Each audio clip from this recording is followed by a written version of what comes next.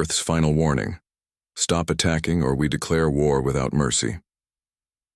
The vast Galactic Council chamber fell silent as Ambassador Marcus Reeves strode toward the central speaking platform. The enormous hall stretched in all directions, its crystalline walls pulsing with soft blue light that reflected off the curved ceiling, designed to mimic a spiral galaxy.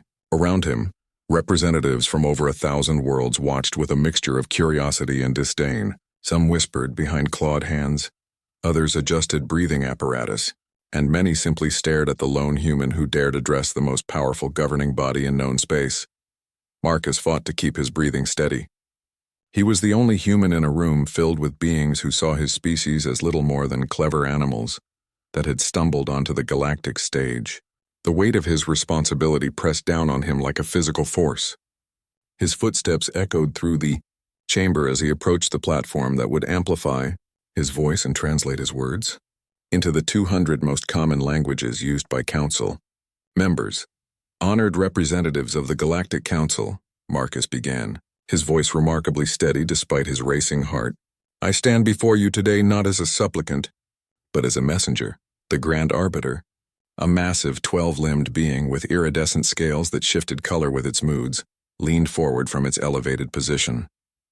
Its current shade of deep purple suggested impatience. Earth has been granted precisely 15 minutes to state its case, the Arbiter announced, its translated voice booming through the chamber. Please do not waste our time with pleasantries. The Council has more pressing matters to attend to than the complaints of a fringe world. Several representatives made sounds that translated as laughter. Marcus nodded and reached for the small control panel on the platform. For 17 standard cycles, Earth colonies have suffered unprovoked attacks, he stated, activating the chamber's holographic display system. 7 outposts destroyed. 3 million human lives lost. The display filled with images of devastated human settlements, buildings reduced to ash, orbital stations torn apart, bodies floating in the vacuum of space, children crying among ruins. The chamber stirred uncomfortably. We know these were not accidents, Marcus continued. We know these were not random pirate raids or natural disasters. These attacks were sanctioned by members of this very council. Angry murmurs rippled through the chamber. The Vexari delegation, insectoid beings known for their military prowess, clicked their mandibles in warning. The reptilian draconids hissed their disapproval. That is a serious accusation, the Grand Arbiter said, its scales shifting to an alarmed orange. Do you have evidence to support such claims against council members? Marcus reached into his pocket and removed a small black cube. The simple device appeared insignificant, but when he placed it on the platform, several representatives visibly recoiled. This is Earth's final warning, Marcus declared, his voice now echoing throughout the entire chamber. Stop attacking our colonies or we declare war without mercy. Laughter erupted from the Draconid section. Their leader, General Krax, rose to his full 3-meter height, his armored scales gleaming under the chamber lights. You threaten us? Krax bellowed, his forked tongue flicking between razor-sharp teeth. Humans can barely travel beyond your own system. Your ships are slow and primitive. Your weapons are laughable. What possible threat could you pose to civilizations that conquered the stars before your species discovered fire? More laughter spread through the chamber. Marcus waited for it to subside before touching the black cube. A 3-dimensional map of the galaxy materialized above the platform, with pulsing red dots appearing at specific locations, directly beneath the homeworlds of every council member who had authorized attacks on human colonies. For a century, we have hidden our true capabilities, Marcus explained calmly. What you see as our entire fleet is merely our diplomatic corps. What you believe to be our technological limit is simply what we've allowed you to see. The red dots began to blink faster. At this moment, cloaked human vessels are positioned near the strategic centers of every civilization represented in this chamber, not as an act of aggression but as a demonstration of capability. The Grand Arbiter's voice trembled slightly. Impossible. Our detection systems are based on principles we surpassed decades ago, Marcus finished. While you dismissed us as primitives, we studied you all. We learned your languages, your cultures, your technologies. We know your weaknesses, your vulnerabilities, your fears. Marcus walked slowly around the platform, making eye contact with representatives from worlds that had considered humanity inconsequential. Earth does not want war. We want peace. We want trade. We want cultural exchange. But make no mistake, if forced to fight, we will not be the ones who suffer. The cube projected one final image, Earth's actual military capacity, revealing technology generations beyond what the Council believed possible. As gasps filled the chamber, Marcus delivered his ultimatum. You have 48 hours to recall all forces from human space and formally acknowledge our sovereignty. After that, we will consider any military presence near our worlds an act of war. And unlike you, we do not attack civilians or colonies. We strike directly at those who give the orders. The Vexari ambassador, a towering insectoid with compound eyes that reflected the holographic display in hundreds of facets, clicked forward. The Council has stood for 10,000 years. Civilizations that defied us are now extinct. Your species is young and arrogant, perhaps, Marcus acknowledged. But we are also something you've never encountered before. We evolved on a predator world where adaptation meant survival. For most of our history, we fought each other with increasing sophistication. When we unified and looked to the stars, we didn't abandon those skills. We perfected them. Marcus deactivated the cube, and the holographic display vanished. The chamber remained silent, the threat hanging in the air. 48 hours, he repeated.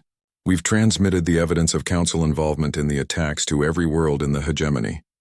The citizens of your own worlds will know what their leaders have done. As Marcus stepped down from the platform, the Council chamber erupted into chaos. The Grand Arbiter's scales had shifted to a pale yellow of fear. The first interstellar conflict in 500 years now hung in the balance, with humanity holding cards no one knew they possessed. Marcus walked steadily toward the exit, ignoring the shouts and threats that followed him. Once outside the chamber, he pressed a small communicator in his ear. Phase 1 complete, he said quietly. They reacted exactly as predicted. The voice that responded belonged to Admiral Elena Torres, commander of Earth's hidden fleet. Well done, Ambassador. The pieces are in motion. Return to the embassy immediately. You'll be the first target if they decide to take precipitous action. Marcus nodded to himself. And our defensive measures? In place, Elena confirmed. If they're foolish enough to strike before the deadline, they'll learn why humans don't make threats. We make promises. As Marcus made his way through the sprawling council complex, he noticed alien representatives watching him with new eyes, some filled with hate, others with fear, and a few with something that looked remarkably like respect. The countdown had begun. In 48 hours, the galaxy would either acknowledge humanity's right to exist unmolested among the stars, or witness firsthand why Earth's final warning should have been heeded. The message had been delivered. Now it was time to prepare for whatever came next, peace or war. Either way, humanity would never again be dismissed as insignificant. Aritan's Earth's final warning: stop attacking or we declare war without mercy. Part 2 Commander Ilara Voss guided her stealth vessel through the debris field surrounding what once had been Proxima Station. Chunks of metal and fragments of infrastructure drifted silently through the void, the aftermath of the most devastating attack on human territory.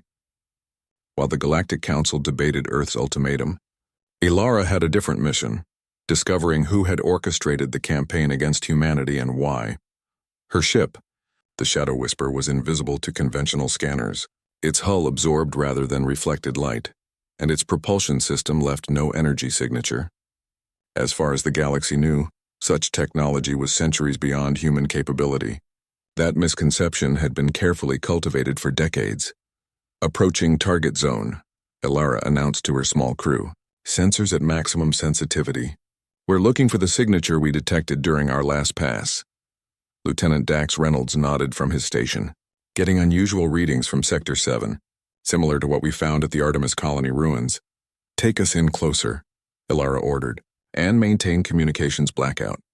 If there are scavengers in the area, I don't want them knowing we're here. The Shadow Whisper glided through the floating graveyard. 3 weeks ago, this had been a thriving research station with 5,000 inhabitants. Now it was a tomb. The official Galactic Council report claimed it was destroyed by a reactor malfunction. Earth's intelligence said otherwise. As they approached Sector 7, where the station's main research facility had been located, Ilara's suspicions deepened. The destruction pattern wasn't random. Certain sections had been precisely targeted. while others were merely collateral damage. I'm detecting residual energy signatures consistent with Vexari plasma weapons, Dax reported, his eyes fixed on his console. But there's something else. Something I've never seen before. Ilara leaned over his shoulder. Can you isolate it? Trying, Dax replied, fingers dancing across the controls. It's almost like... Wait, that can't be right. What is it? If I didn't know better, I'd say these are quantum disruption patterns. But that technology is theoretical. No one has it, not even us, Ilara frowned. Record everything. We need to get this back to Earth Command. As Dax worked, Ilara moved to the forward viewport. Beyond the debris field, the stars shone with cold indifference. Somewhere out there, the fate of her species was being decided by beings who had never set foot on Earth, who had never felt rain on their faces or watched a sunset paint the sky in colors no alien world could match. 50 years ago, humans had made first contact with the galactic community. They had been welcomed with apparent warmth, granted observer status in the Council, allowed limited trade and cultural exchange.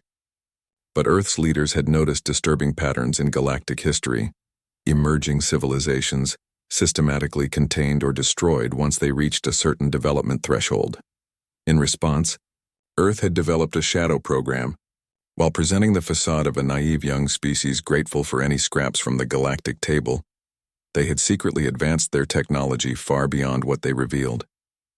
They had placed sleeper agents throughout alien civilizations, gathered intelligence, and prepared for the day when the honeymoon would end.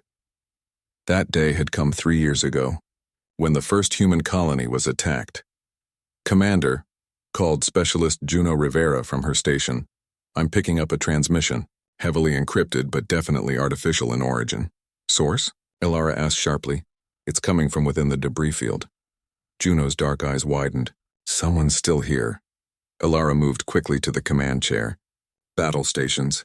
Weapons hot but silent. Juno, can you trace that signal to its exact location? Working on it. The encryption is unlike anything in our database. It's not matching any known species communications protocol. Minutes ticked by as Juno worked to triangulate the signal. Finally, she looked up. Got it. There's a section of the research lab that's still partially intact. The signal's coming from there. Take us in, Ilara ordered. Prepare boarding equipment. Dax, you're with me. Juno, you have the con. If anything goes wrong, your priority is getting this ship and its data back to Earth, understood? Yes, Commander, Juno replied, though her expression showed she didn't like the idea of leaving anyone behind. 20 minutes later, Ilara and Dax floated through the vacuum in advanced EVA suits that made them nearly as invisible as their ship.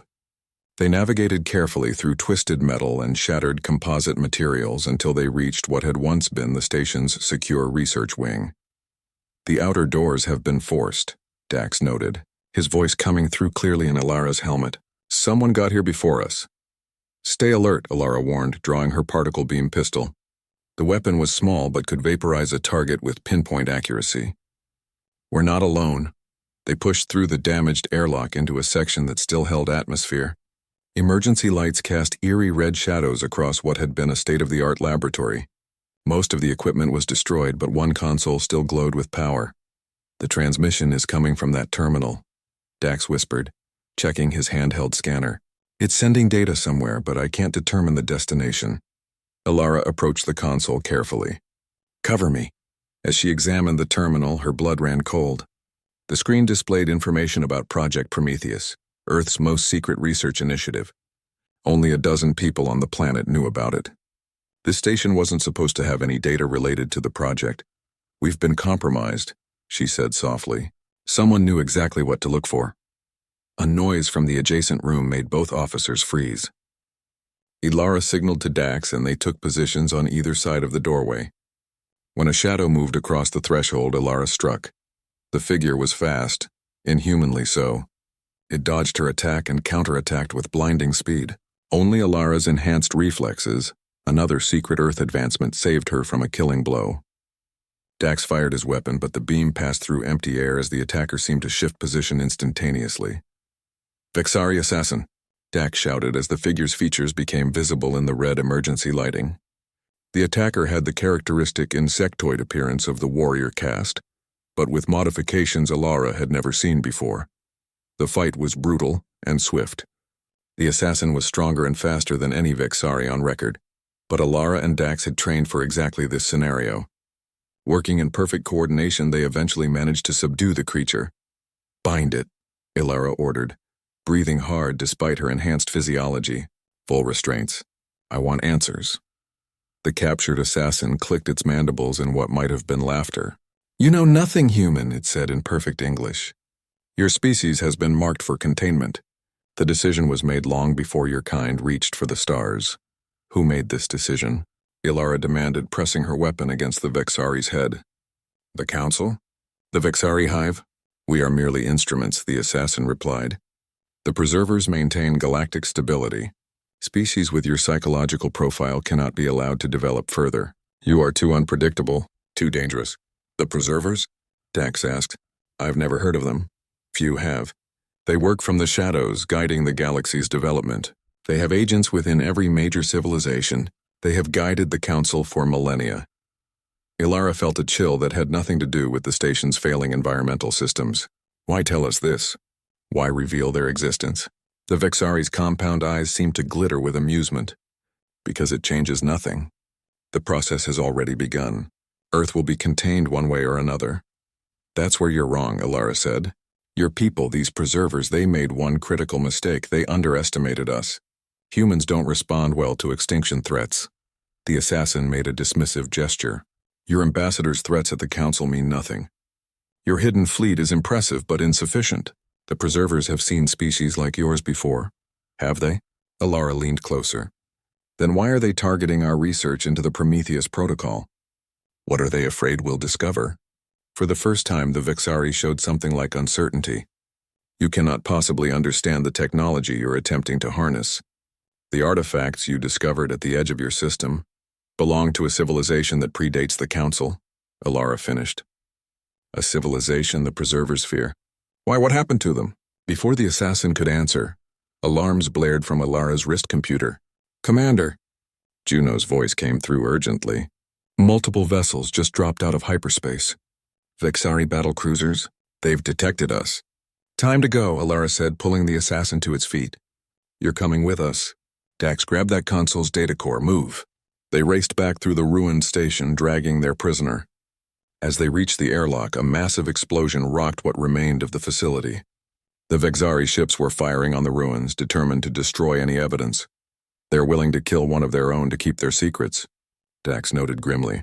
"Which means we've found something important," Alara replied as they pushed through the vacuum toward their ship. "Something they don't want us to know. Earth's final warning. Stop attacking or we declare war without mercy." Part 3. The Earth Embassy on Centauri Prime hummed with activity. 24 hours had passed since Ambassador Marcus Reeves delivered humanity's ultimatum to the Galactic Council, and the massive diplomatic complex had transformed into a war room. Screens displayed fleet movements, diplomatic communications, and intelligence reports from across known space. The galaxy's reaction to Earth's unexpected show of force was precisely what Earth's strategists had predicted: panic, disbelief, and desperate political maneuvering. Diplomatic Officer Thomas Reed hurried down a secure corridor, datapads clutched to his chest. At 32, Thomas was younger than most officers of his rank, but his understanding of alien psychology had made him invaluable to Earth's diplomatic corps. Today, however, he was questioning his assignment. A meeting with the Nomari, he had asked when he received his orders that morning. "Sir, with all due respect, there are 17 major species calling for emergency sessions right now. The Nomari have no military power, no political influence. They're practically ignored by the Council." Ambassador Reeves had merely smiled. "That's exactly why you're meeting with them, Thomas. Sometimes the most important voices are the ones no one bothers to hear." Now, as Thomas approached the meeting room, he took a deep breath and composed himself. The Nomari were an aquatic species, seldom seen at Council gatherings. Their homeworld was mostly ocean, their few land structures built solely for dealing with non-aquatic species. Earth had established diplomatic relations with them 15 years ago, but interactions had been minimal. The door slid open to reveal a room partially filled with water. A shimmering barrier held the liquid in the lower half of the chamber, while allowing solid objects to pass through. Waiting in the water portion was Ambassador Lysira, her blue-green skin glistening with bioluminescent patterns that shifted as she moved her six-limbed body gracefully. "Officer Reed," she greeted him, her translator converting her complex tonal language into English.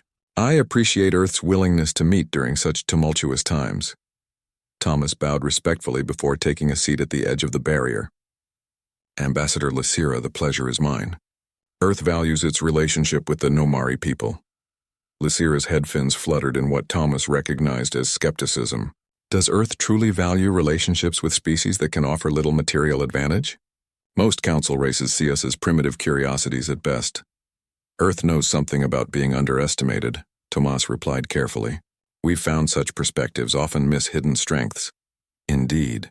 Lysira swam closer to the barrier. That is precisely why I requested this meeting.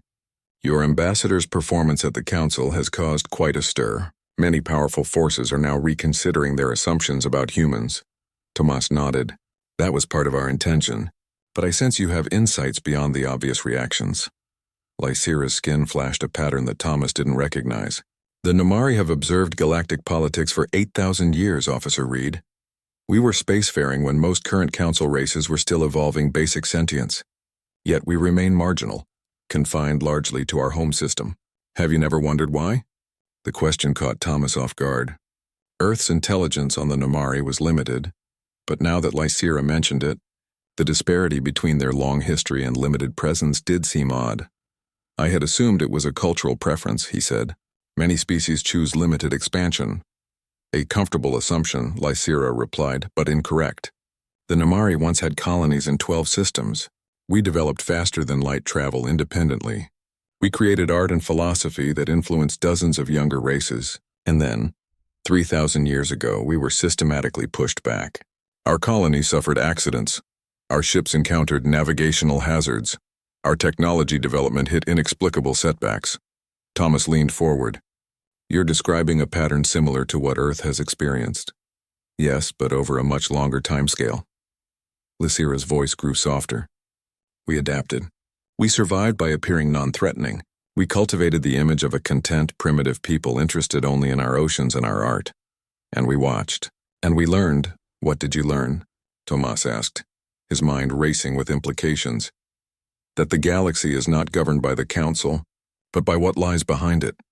Lysira moved to a control panel beneath the water and activated a holographic display. We call them the current shapers, those who decide which species may rise and which must remain static. The hologram showed connections between seemingly unrelated events across centuries, colony disasters, technological setbacks, political assassinations, all following patterns too precise to be coincidence. Your people call them the preservers, Lysira continued. We've tracked their activities for millennia. They operate through proxies within the major powers. They eliminate threats to their vision of galactic stability, and now, they have turned their full attention to Earth. Thomas felt a chill despite the room's comfortable temperature. How do you know about the preservers? That information is highly classified. Lysira's skin rippled with what might have been amusement. Did you think your Commander Voss's encounter at Proxima Station went unnoticed? The Nomari have sensors your science hasn't conceived. We detected the quantum disruption weapons used there. We've been tracking preserver activity since before your species developed writing. Why tell us this now? Thomas asked. Why not approach Earth years ago? We needed proof that humans were different, that you wouldn't simply fold under pressure as so many have before. Lysira's patterns shifted to a deep, solemn blue. Your ambassador's stance before the Council provided that proof. You hid your true capabilities. You prepared for the worst while hoping for peace. These are strategies the preservers rarely anticipate. Thomas's communications device chimed urgently. He glanced at it and saw a priority message from Earth Command. Multiple Council species withdrawing forces from human space. Diplomatic channels opening, proceed with Phase 3. It seems our ultimatum is having the desired effect, Thomas said, showing the message to Lysira. Some Council members are backing down. Do not be deceived, Lysira warned. The public withdrawals are theater. The preservers never attack directly when indirect means will suffice. Even now they are likely activating sleeper agents throughout human space. Sleeper agents? Thomas asked, alarm rising. Individuals or systems compromised long ago, programmed to act at specific triggers. The Preserver's favorite tactic is to make a species destroy itself from within. Lysira moved to a different control, and the hologram shifted to show dozens of worlds. But they are not unopposed. For centuries, species who have recognized the pattern have been working quietly, building a counterforce. The worlds highlighted on the display were mostly minor powers, species considered insignificant by Council standards. Yet collectively they spanned nearly a third of explored space. The Alliance of the Overlooked, Lysira explained. We appear weak individually, but together we have resources even the Preservers cannot easily dismiss. We have been waiting for a catalyst, a species with both the will and the capability to challenge the established order. Earth, Tomas whispered. Perhaps. Lysira agreed. Your timing is fortuitous. The Preservers are currently vulnerable. Their control of certain key technologies is slipping, and the ancient artifacts your people discovered in your outer system have them genuinely afraid for the first time in millennia. Thomas stood, mind reeling with the implications. Ambassador Lysira, I need to report this immediately. If what you're saying is true, it is, she interrupted. And there is more. The Nomari wish to formalize an alliance with Earth, not the limited trade agreement that exists on paper, but a true military and technological partnership. We believe at least 14 other species will join once they see Earth's commitment. That would completely reshape the galactic political landscape. Thomas said, Precisely. Lysira's patterns shifted to a bright, determined gold.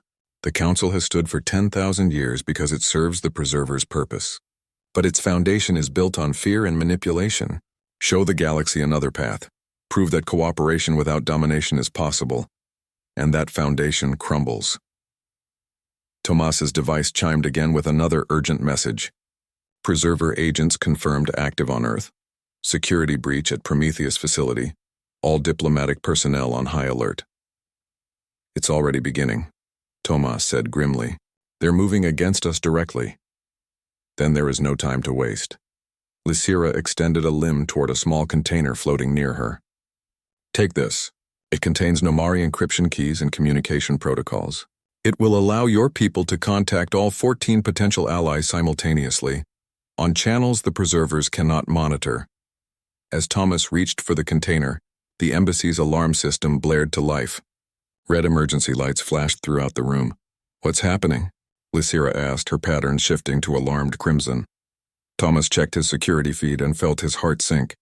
Multiple explosions at Earth embassies across Council, Lysira said. They've decided Earth must be eliminated immediately. Your display of power frighten. Earth's final warning. Stop attacking or we declare war without mercy. Part 4 Admiral Kara Donovan stood on the bridge of the EDF Invictus, Earth's most advanced warship. Through the main viewport, she watched as the Draconid battle fleet emerged from hyperspace, their massive vessels forming attack patterns with practiced precision. 47 ships in total, dreadnoughts, cruisers, and strike craft, all bearing down on Earth with unmistakable intent. They certainly didn't waste time, Kara remarked. Her voice calm despite the gravity of the situation. Status of our defense grid? Fleet Commander Jackson Barnes consulted his tactical display. All platforms active and tracking targets. Hidden Fleet has decloaked and taken position. Alliance vessels are moving to support positions.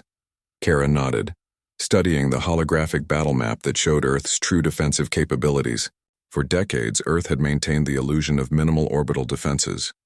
A few outdated weapons platforms, a handful of patrol vessels. The reality, now revealed, was vastly different. Hundreds of automated defense satellites had emerged from stealth mode. Powerful energy cannons extended from concealed lunar bases, and most surprising to their enemies, Earth's hidden fleet, 27 warships that officially didn't exist, had materialized around the planet. Open a channel to the Draconid flagship, Kara ordered. Let's see if they're interested in reconsidering their approach. Moments later, the scaled visage of Admiral Kresh appeared on the main screen.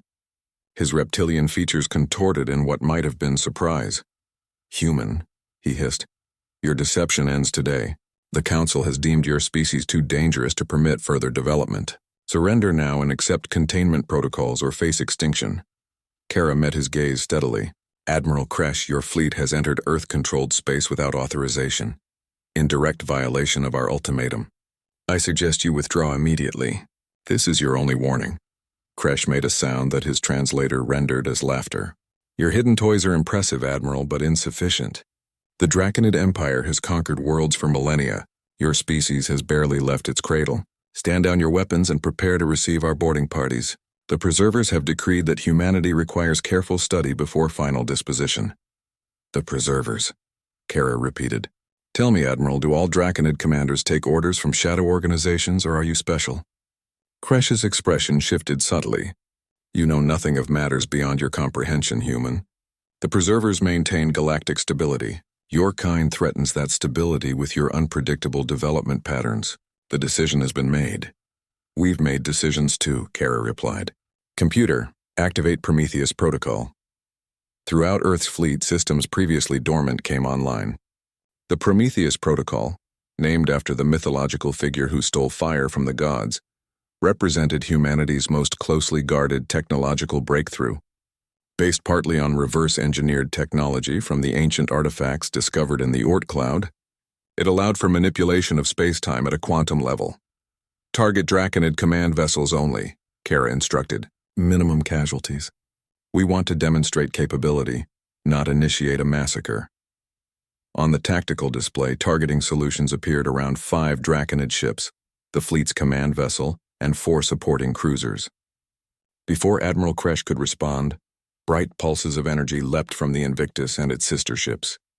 The beams didn't impact the Draconid vessels directly.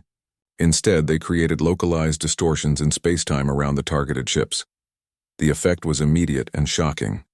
The Draconid vessels froze in place, caught in temporal bubbles where time passed thousands of times slower than in surrounding space.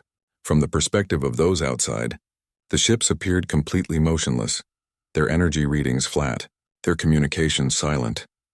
By the first scale, one of the Draconid officers visible behind Kresh whispered, the translator barely catching his words. What have they done? Localized temporal manipulation, Kara explained.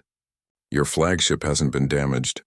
Everyone aboard is perfectly fine, just experiencing time at a significantly reduced rate. From their perspective, this conversation will take place thousands of years in the future. Kresh's scales paled to an ashen gray. Impossible. Such technology violates fundamental laws of physics. According to your understanding of physics, perhaps, Kara replied. We've had 50 years to study technology left by civilizations far older than the Council. The Preservers have worked very hard to keep species like yours from accessing that knowledge. They weren't as successful with us.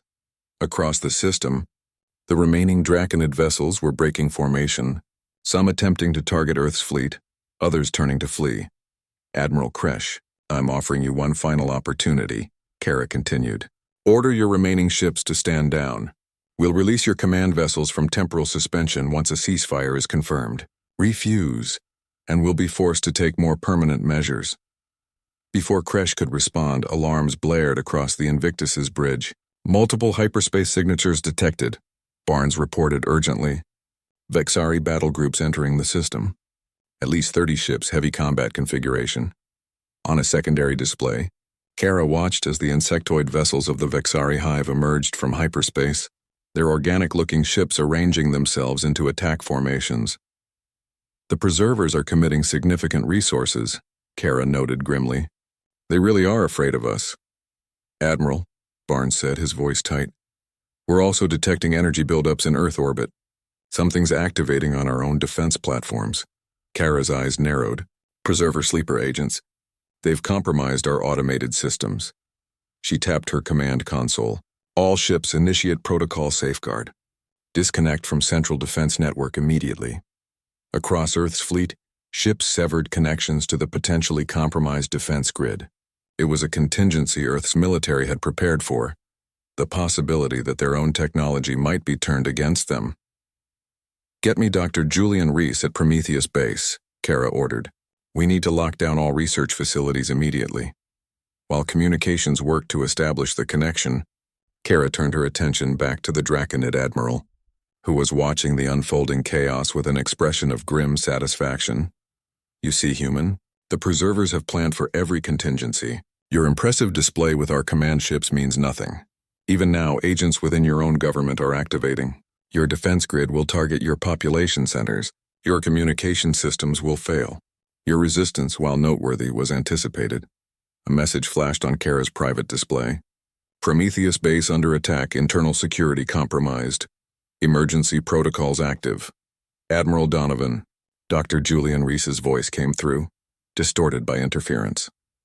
They're inside the facility. Somehow they bypassed all security measures. They're after the Ascension Matrix data. Lock it down, Julian, Kara ordered. Destroy it if necessary. Too late, Julian replied, the sound of weapons fire audible in the background. But they don't understand what they're taking. The Matrix isn't what they think. The communication cut off abruptly. Kara turned to Barnes. Deploy all available Special Forces teams to Prometheus base. Priority retrieval of Dr. Reese and all research data. She then refocused on Admiral Kresh, whose smug expression hadn't wavered. You believe you're winning, Admiral? That's exactly what we want you to think. For the first time, uncertainty flickered across Kresh's reptilian features. Explain. The Prometheus protocol isn't just a weapon, Kara said. The temporal suspension technology you witnessed? That's a minor application. A footnote. The true breakthrough is something the preservers can't begin to comprehend. On the tactical display, the situation looked increasingly dire. The Vexari fleet was engaging Alliance vessels. Several Earth defense platforms had indeed turned their weapons toward the planet, though their fire was being intercepted by hastily repositioned shields.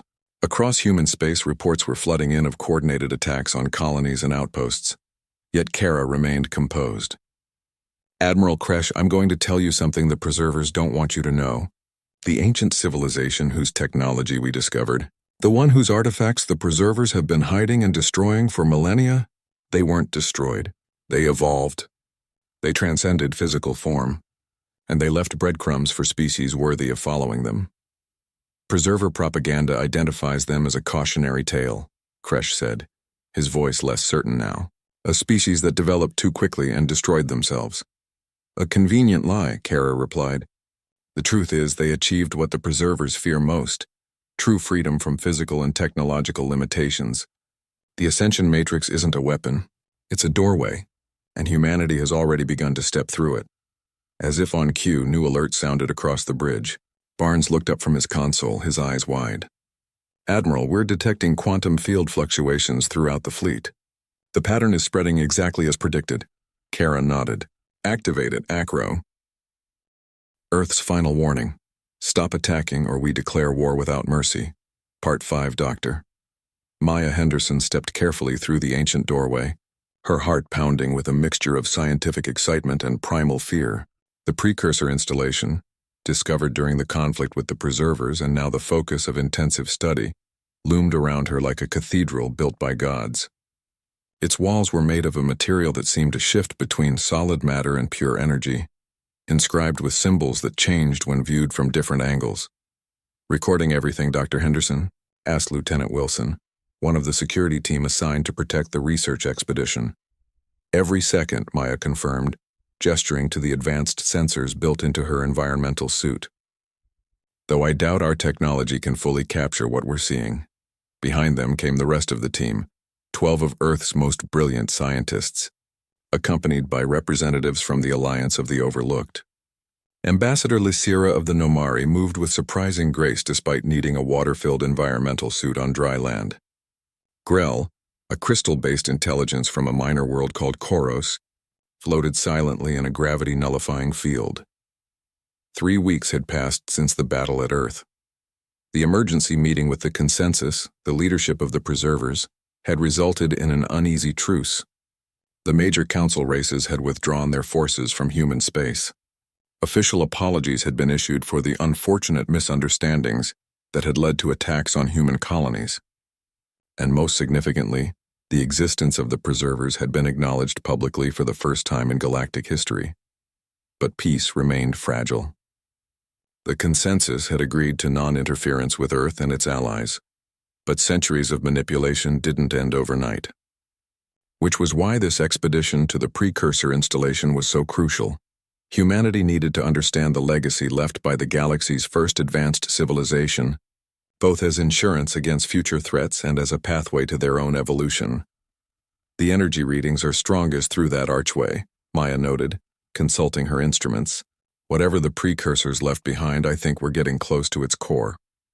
As the team moved deeper into the installation, the architecture became increasingly abstract. Corridors twisted in ways that seemed to defy Euclidean geometry. Gravity shifted subtly, sometimes allowing them to walk on walls or ceilings without disorientation. Light sources had no visible origin, but illuminated exactly what needed to be seen. It's like the structure is responding to our presence, observed Dr. Imran Khalid, the team's physicist. Not just to our physical bodies, but to our intentions, perhaps even our thoughts. The Nomari legends speak of this, Lysira said, her voice coming through her translator with a musical quality. The precursors created spaces that bridged the gap between matter and consciousness. They did not view them as separate phenomena, but as different expressions of the same underlying reality. Maya stopped before a vast chamber that opened unexpectedly from a narrow passage. In its center floated a shifting geometric object, similar to but more complex than the visual representation the consensus had used during communications. It pulsed with colors that seemed to extend beyond the visible spectrum, leaving after images in the mind rather than the eye. The Ascension Matrix, Maya whispered, recognizing it from Dr. Reese's recovered data. The key the precursors left behind. Approach with caution, Doctor, Lieutenant Wilson warned. We still don't know what triggered the defense mechanisms that injured Dr. Reese's team. Maya nodded, moving slowly toward the floating object.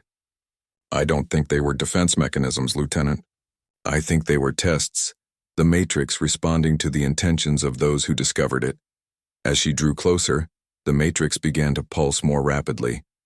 Streams of light, or perhaps data, flowed from it toward Maya, surrounding her in a cocoon of energy that reflected her own neural patterns back to her in visible form. It's scanning me, she reported, forcing her voice to remain calm despite her racing heart. Not just physically, it's reading my thoughts, my memories, perhaps even my emotional states. Should we pull you back? Wilson asked, his hand moving to his weapon. No, Maya said firmly. I think this is exactly what's supposed to happen. The precursors wouldn't have left this for species that feared the unknown. The light around Maya intensified, and suddenly she wasn't seeing the chamber anymore. Instead, she witnessed a panoramic vision of history, not human history, but that of the precursors themselves. She saw their rise from primitive beginnings on a world long since reduced to asteroid fragments. She watched as they expanded throughout the galaxy, building a civilization based not on conquest but on understanding. And most extraordinarily, she witnessed their final transformation.